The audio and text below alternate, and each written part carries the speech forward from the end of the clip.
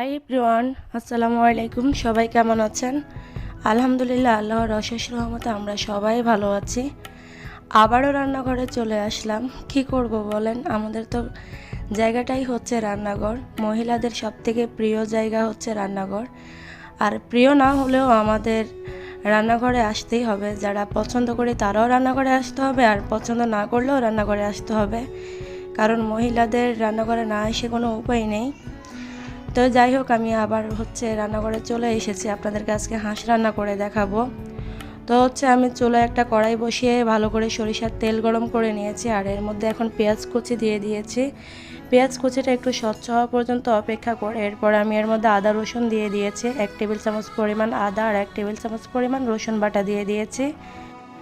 এখন এই পেঁয়াজের সাথে আদা রসুনটাকে হালকা কিছুক্ষণ ভেজে নেব। তারপরে আমি এর মধ্যে গরম মশলাগুলো অ্যাড করে দেব। গরম মশলা বলতে যে দেখতেই পাচ্ছেন, আমি এখানে দারুচিনি, এলাচ, এরপরে লবঙ্গ, এরপরে তেজপাতা, এগুলো ছাড়া আর অন্য কোনো মশলা ব্যবহার করব না। রেগুলার আমরা যে মশলাগুলো খাই সেগুলাই এখানে দিয়ে দিচ্ছি আমি।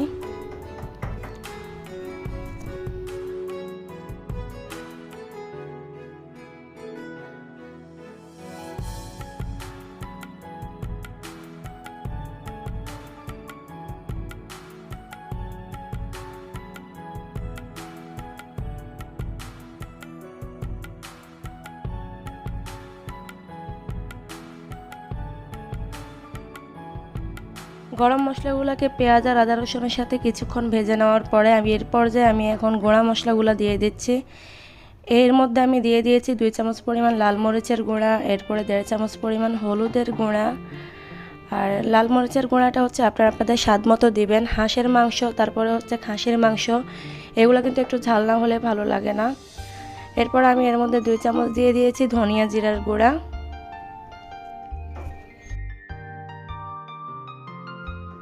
এখন আমি স্বাদ মতো লবণ দিয়ে দিচ্ছি। তারপরে একটু পানি দিয়ে মশলাটাকে খুব ভালো করে সুন্দর করে আমি কষিয়ে নেব। মশলা সুন্দরভাবে কষানোটা অনেক বেশি ইম্পর্ট্যান্ট। তা না হলে আপনি যদি শুরুতেই মশলাটা ভালোভাবে না কষান, আপনার পুরো খাবারের স্বাদটাই কিন্তু নষ্ট হয়ে যাবে। এর মধ্যে হাঁসের মাংসটা কিন্তু অনেক বেশি সেনসিটিভ একটা মাংস। এর মধ্যে অনেকেই গন্ধ পায় হাঁসের মাংসে, খাসির মাংসে, অনেকেই খেতেই চায় না এই খাবারটা। সো এই রান্নাটা কিন্তু আরেকটু বেশি কেয়ারফুলি করতে হবে। তাই শুরুতেই মশলাটাকে আমরা খুব ভালো করে এখন কষিয়ে নেব। তো এই তো বেশ খানিকটা সময় নিয়ে আমি মশলাগুলোকে কষিয়ে নিয়েছি। মশলার উপরে তেলটা পুরোপুরি ভেসে উঠেছে। আমি সরিষার তেল দিয়ে রান্না করেছি, তাই বলে যে আপনাদেরকেও সরিষার তেল দিয়ে রান্না করতে হবে তার কোনো বাধ্যবাধকতা নেই। আপনারা চাইলে সয়াবিন তেল, অলিভ অয়েল, আপনাদের পছন্দ মতো যে কোনো টাইপের তেল দিয়ে রান্না করতে পারেন। আমি সরিষার তেল খেয়ে আপাতত অভ্যস্ত, তাই আমি সরিষার তেল দিয়ে রান্না করছি। তো হাঁসের মাংসগুলোকে আমি একটা সাইডে ধুয়ে পানি ঝরিয়ে রেখেছিলাম, তা সেই মাংসগুলো এখানে দিয়ে দিয়েছি। আর দেখতেই পাচ্ছেন আমি কলিজাটাকে উঠিয়ে নিয়েছি, কারণ এই মাংসটা আমি এখন যথেষ্ট সময় নিয়ে কষাবো। তো কলিজাটা সহজ যদি আমি কষাই, কলিজা যেহেতু একটু নরম হয়ে থাকে, সেটা ভেঙে যাওয়ার সম্ভাবনা আছে। আর যদি এই কলিজাটা ভেঙে যায়, যেমন তরকারির কালারটা আমার নষ্ট হয়ে যাবে, তেমনি খাবারেও একটা ব্যাড স্মেল আসবে। তাই আমি কলিজাটাকে আগে থেকে উঠিয়ে রেখেছি। যখন আমার মাংসটা টোটালি কষানো হয়ে যাবে আর আমি ঝোল দিয়ে দেব, তখন আমি এই কলিজাটা দিয়ে দেব।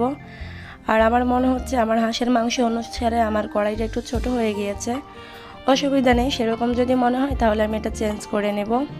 তো আপাতত আমি এখন এগুলাকে কষিয়ে নেব সুন্দর করে।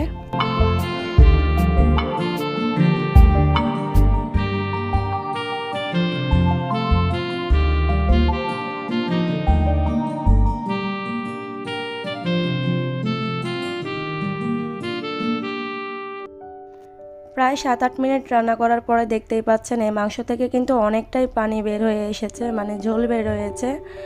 আর এই ঝোলটা দিয়েই আমি মাংসটাকে টোটালি কষিয়ে নেব, আলাদা কোনো পানি দেওয়ার এখানে কোনো দরকার নেই।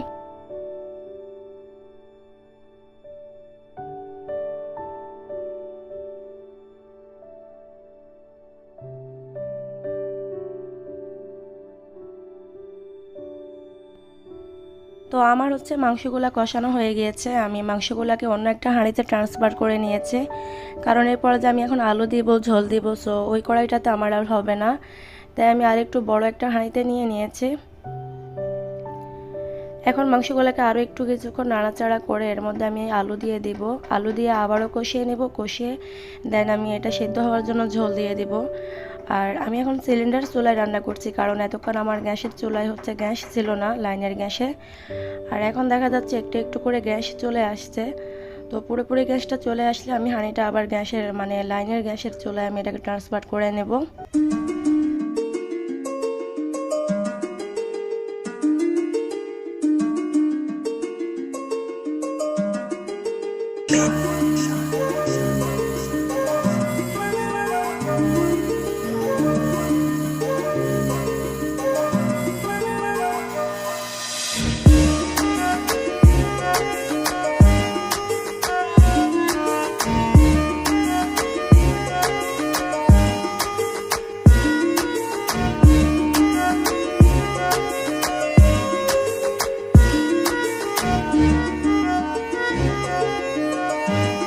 তো দেখতেই পাচ্ছেন আমি আমার লাইনের গ্যাসের চুলায় আমার হাঁড়িটা নিয়ে এসেছি। এখন আমি এটাকে ঢেকে দেব যাতে বলকে সেটা সেদ্ধ হয়ে যায় খুব ভালোভাবে। এই পাকে আমি আমার অন্যান্য রান্নাবান্নাগুলো করে নেব। তো চুলায় আবারও একটা কড়াই বসিয়ে দিয়েছি, এর মধ্যে আমি আবারও দিয়ে দেব সরিষার তেল। এখন আমি একটু করলা ভাজি করব, করলা না অ্যাকচুয়ালি আমি উস্তা ভাজি করব। তো তেলটা গরম হয়ে যাওয়ার পরে আমি এর মধ্যে পেঁয়াজ কুচি, এরপরে কাঁচামরিচ কুচি এগুলা দিয়ে দেব। আর আজকে যে উস্তাটা আমি রান্না করব, উস্তাটাকে আমি কি করেছি কুচি কুচি করে তারপরে একটু লবণ মাখিয়ে রেখেছিলাম। প্রায় 10 মিনিটের মতো লবণ মাখিয়ে তারপরে যখন উস্তাটার ভিতর থেকে অনেকটাই রস বের হয়ে এসেছে, সেটাকে ভালো করে চিপে আমি ফেলে দিয়েছি। তারপরে আমি এগুলাকে আবারও সুন্দর করে ধুয়ে নিয়েছি। এভাবে কিন্তু রান্না করলে উস্তা বা করলার তিতাটা কিন্তু অনেকটাই কমে যায়। তো আমি পেঁয়াজ আর কাঁচামরিচ কুচি দিয়ে দিয়েছি, এরপরে উস্তা আর আলু কুচি ধুয়ে সুন্দর করে দিয়ে দিচ্ছি। পানিটাকে একটু ভালো করে ঝরিয়ে নিতে হবে চিপে চিপে। বাহিরে আসলে আমার বাসার পাশে আরেকটা বাড়িতে কাজ হচ্ছে, সেজন্য বাইরে থেকে একটু আওয়াজ আসছে, প্লিজ কেউ মাইন্ড করবেন না, কিছু করার নেই, আজকে সারাদিনই ওখানে আওয়াজ হবে।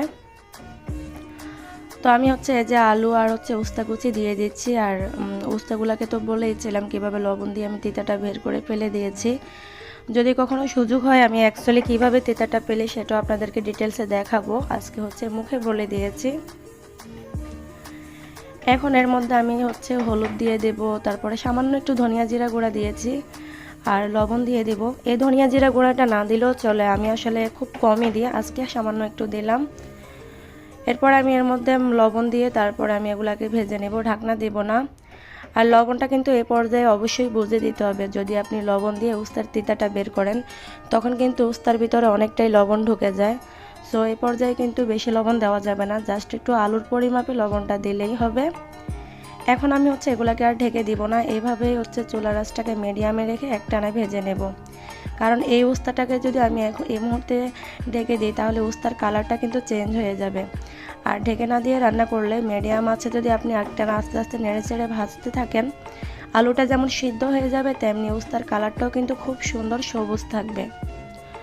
তো আমি এখন এগুলাকে ভেজে নেব চুলার আঁচটা মিডিয়ামে রেখে। আমি আসলে কাউকে রান্না শেখাতে আসিনি, আমি যেভাবে রান্না করি সেভাবেই আসলে আপনাদেরকে দেখানোর চেষ্টা করি, যেহেতু এটা আমি আমার দৈনিকের লাইভ ব্লগটা শেয়ার করি। তো অন্যান্য অনেক কিছু আসলে ব্লগে দেখানো যায়, কিন্তু কেন যেন আমার মনে হয় 2টা মিনিটও আপনারা যদি আমার সময় ব্যয় করে আমার এই ব্লগগুলো দেখেন, তো আপনাদেরকে আসলে আজে বাজে জিনিস দেখে আপনাদের সময় নষ্ট করার কোনো বিন্দুমাত্র ইচ্ছেও আমার নেই। আর তাছাড়া আপনাদেরকে যে কিছু শেখাবো সেরকম যোগ্যতাও আমার নেই, শুধুমাত্র আমি যেভাবে কাজগুলো করে একটু একটু দেখানোর চেষ্টা করি, এতে করে যারা অভিজ্ঞ আছেন তাদের হয়তো বা কোনো উপকার হবে না, তবে যারা নতুন আছে, যারা অনেকেই আছে কোনো রান্না বান্নাই পারে না, তাদের একটু আইডিয়া আসবে আর কি, যারা সংসার জীবনে নতুন। তো সেজন্যই আমি চেষ্টা করি আমার দৈনিকের রান্নাবান্নাগুলো একটু শেয়ার করতে। যদিও আমি নতুন রাঁধুনি, আমি রান্না করছি খুব বেশি দিন হয়নি, বড় জোর 7 থেকে 8 বছর হবে আমি রান্নাবান্না করি। তো রান্নাবান্নার প্রতি আসলে আমার যথেষ্ট শখ আছে, এই কাজটাকে আমি অনেক বেশি ভালোবাসি, কারণ আমি খেতে ভালোবাসি, তাই আমি রান্নাও করতে ভালোবাসি, তাই আর কি একটু চেষ্টা করা, সব সময় রান্নার পিছনে চেষ্টা করি একটু সময় দিতে। যতটুকু সময় পাই ততটুকু চেষ্টা করি আমাদের দেশীয় রান্না বা বিদেশি যেই সব রান্নাগুলো আমরা রেস্টুরেন্টে গিয়ে খেতে পছন্দ করি, চাইনিজ, তারপরে হচ্ছে জাপানিজ, তারপরে হচ্ছে অ্যারাবিয়ান, নানান রকমের রান্না। তো আমার আসলে অনেক শখ এই রান্নাগুলো শেখার, তাই আমি সব সময় গত 8টা বছর মনে হয় আমি যতটুকু অবসর সময় পেয়েছি শুধুমাত্র রান্নাবান্না শিখে আমি আমার সময় পার করেছি। কখনো দেখা গেছে রাতের 1টা 2টা বেজে গিয়েছে, তখন আমি কোনো না কোনো রান্না ট্রাই করছিলাম। তো যাই হোক, এটা হচ্ছে আমার একটা শখের কাজ। আমার হচ্ছে হাঁসের মাংসগুলো হয়ে গিয়েছে, আমি নামিয়ে নিয়েছি। এরপরে আমি এদিকে করলাগুলোকে আবার একটু নেড়ে ছেড়ে দিয়েছি, আর এই পাকে চুলায় আমি আরও একটা কড়াই বসিয়ে দিয়েছি। এর মধ্যে আমি এখন মিষ্টি কুমড়ো ভাজি করব। তো কড়াইয়ে আমি আবারও আমার পরিমাণ মতো সরিষার তেল দিয়ে দিচ্ছি। এরপরে হচ্ছে আমি এর মধ্যে পেঁয়াজ কুচি আর কাঁচামরিচ কুচি দিয়ে দিচ্ছি। আর আজকে যে কুমড়োটা আমি এর মধ্যে ভাজি করব, আর সেই কুমড়াটা হচ্ছে কাঁচা কুমড়া, পাকা কুমড়া না, তাই আমি এটা হচ্ছে চামড়া সহই ভাজি করব।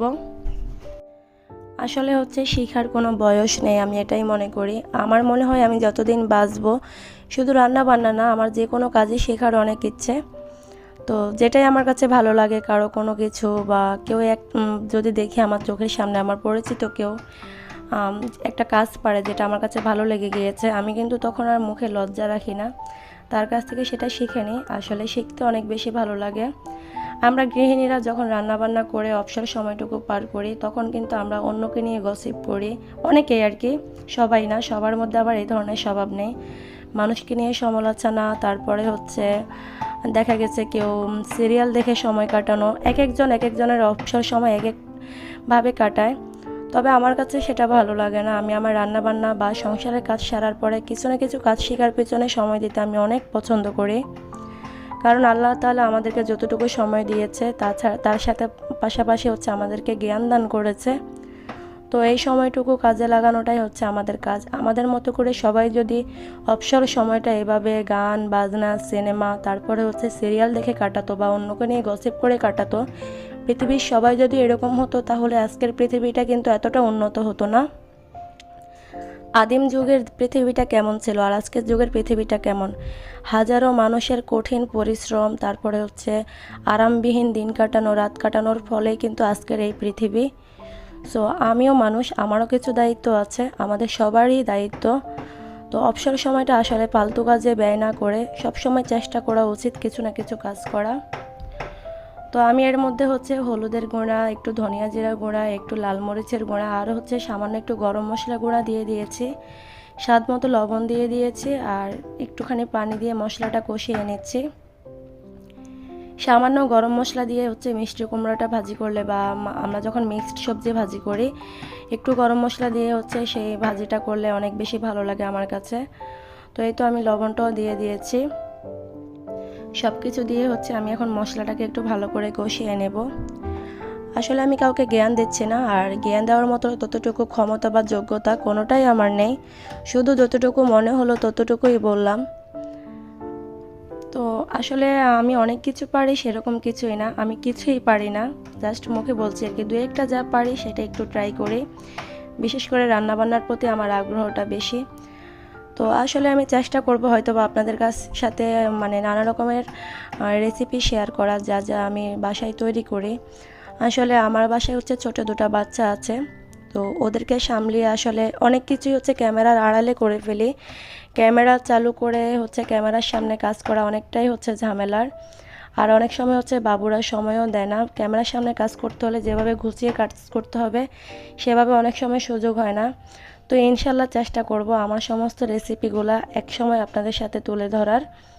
তো যখন আমার সুযোগ হবে আমি চেষ্টা করব অনেক টাইপের স্ন্যাক্স হচ্ছে যতটুকু সম্ভব চেষ্টা করব আমি যা যা পারি আপনাদের সাথে শেয়ার করতে। তো অভিজ্ঞদের জন্য না, নতুনদের জন্য অন্তত। তো আমার মশলাগুলো হচ্ছে কষানো হয়ে গিয়েছে, আমি এর মধ্যে মিষ্টি কুমড়াগুলো দিয়ে দিয়েছি। এই কুমড়াগুলোকে আমি ছোট ছোট করে কেটে নিয়েছিলাম, আর এর চামড়াটা কিন্তু আমি ফেলিনি। কাঁচা কুমড়া হচ্ছে চামড়া সহই ভাজি করলে বেশি ভালো লাগে, আর কুমড়াটা যদি পাকা হতো তাহলে কিন্তু আমি এই চামড়াটা ফেলে দিতাম। তো কুমড়োগুলোকে আমি হচ্ছে সুন্দর মতো 2-3 বার পানি বদলিয়ে ধুয়ে নিয়েছি। এরপর আমি হচ্ছে এর মশলার মধ্যে দিয়ে দিচ্ছি। দিয়ে হচ্ছে আমি এই মশলার সাথে কুমড়োটাকে ভেজে নিব। একটু পানিও দেব না, চুলার আঁচটা মিডিয়াম টু লো করে আমি ঢাকনা দিয়ে ঢেকে ঢেকে 10 থেকে 15 মিনিট রান্না করার পরে এই কুমড়োটা কিন্তু অটোমেটিক্যালি সেদ্ধ হয়ে যাবে, এখানে ঝোল দেওয়ার কোনো প্রয়োজন নেই। আর ওই পাশে হচ্ছে আমার করলা ভাজিটাও কিন্তু হয়ে গিয়েছে। তো এই হচ্ছে আমার আজকের রান্নাবান্না। আসলে সকাল বিকাল নাস্তা মাঝে মাঝেই বানানো হয়, নানা রকমের নাস্তা, সেটা হয়তো আপনাদেরকে দেখানো হয় না। তো চেষ্টা করব সময় হলে আপনাদের সাথে সেই নাস্তার রেসিপিগুলো শেয়ার করার। তো আমি হচ্ছে এখন মিষ্টি কুমড়াটা ভাজি করে নেব, বাকিটুকু আপনারা দেখলেই বুঝতে পারবেন। 10-15 মিনিট ধরে এটাকে ভাজি করার পরে হচ্ছে আমার এই কুমড়াটা সেদ্ধ হয়ে যাবে। তো আমি এখানে হচ্ছে বিদায় নিয়ে নিচ্ছি। সবাই ভালো থাকেন, আমার জন্য দোয়া করবেন। আল্লাহ হাফেজ।